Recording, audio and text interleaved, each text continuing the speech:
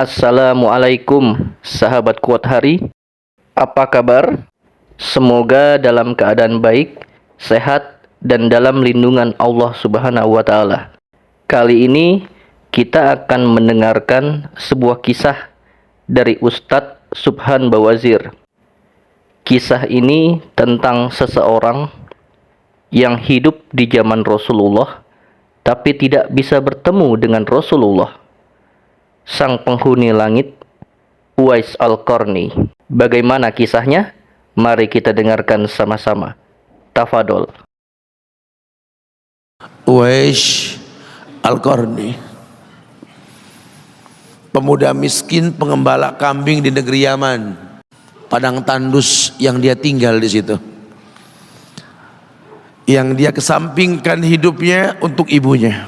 Untuk ibunya tidaklah terucap kalimat satu yang ingin ibunya pengen, kecuali Uwais pasti akan melakukannya apapun, dan ibunya cacat.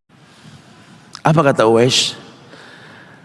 Tidak akan pernah terlontar kata dari mulut ibuku kecuali kan kulakukan yang dia inginkan. Masya Allah. Kalau kita mau bicara ini nih, karena kita mau bicara maut yang orang tua kita, entah mungkin kapan. Ibunya cacat dan dia menomorduakan dirinya, yang penting orang tuanya dulu. Hingga satu waktu ibunya berkata, "Wahai Uwais, ibu sudah tua. Andai kematian mendatangi ibu, ada beberapa keinginan yang ibu pengen merasakan keinginan tersebut." Apa, Bu? Katakan. Ibu pengen haji. Bengong Uwais, "Ya Allah, Bu, ini Yaman, Hadramaut, bayang berapa ratus kilo, berapa ribu kilo, nggak tahu." Ya baiklah ibu. Kata Uwais, "Aku tidak pernah menolak permintaan ibuku, tapi kali ini aku tidak bisa menjawab karena mikir gimana caranya ini. Ibunya cacat, tinggal jauh, miskin pula dia. Apalagi dia seorang pemuda yang punya penyakit sopak. Ada tanda-tanda putih di bagian badan itu kayak pano besar gitu tuh.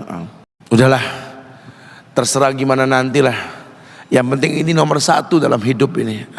Dia beli seekor anak sapi, turun lagi, digendong tiap hari itu sapi sama si Uwais menuju puncak gunung.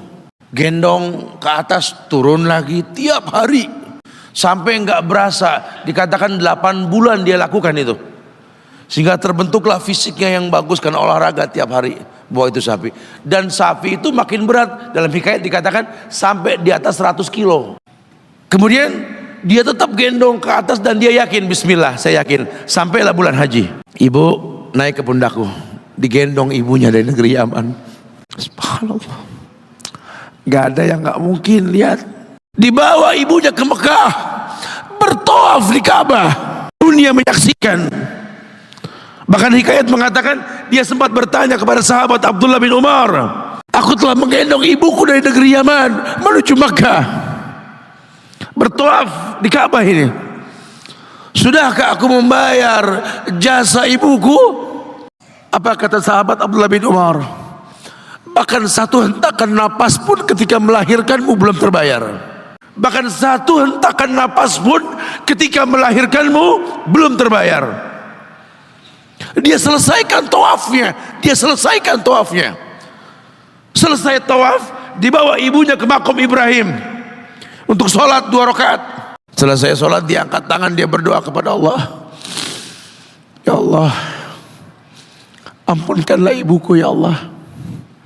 Ampunkan ibuku ya Allah.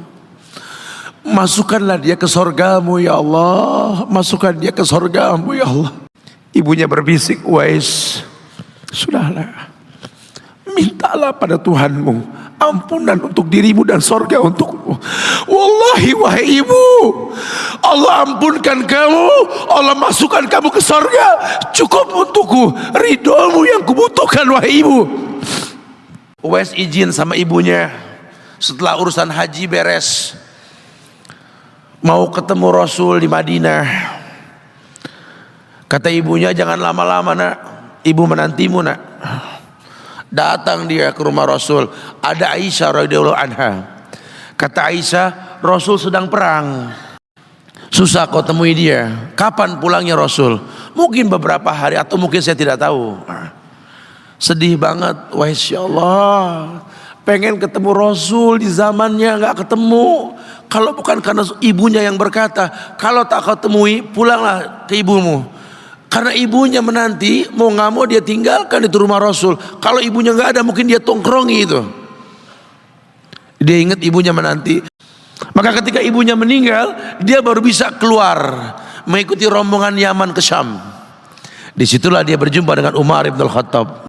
Rombongan Yaman, betul. Kata Umar, apakah ada seorang pemuda di antara kalian yang bernama Uwais? Belum dong Uwais. Saya khalifah saya. Umar ngelihat ada tanda putih di bagian lengannya. Kenapa? Karena ketika dia berdoa minta yang terbaik buat ibunya, penyakit sopaknya hilang. Allah sisakan di bagian lengannya putih sedikit. Itu sebagai tanda yang Rasul mengatakan cirinya anak muda ini punya tanda sopak di bagian tangannya. Kamu Uwais, ya Rasul pernah kirim salam, kamu tuh penghuni langit, mohonkan istighfar kepada Allah buat kami. Wahai khalifah, kau yang lebih layak untuk beristighfar untukku. Manusia biasa, tidak. Rasul merekomendasikan kamu, berdoalah pada Allah untuk kami baik. Setelah aku berdoa, anggaplah aku sudah tiada. Merendah.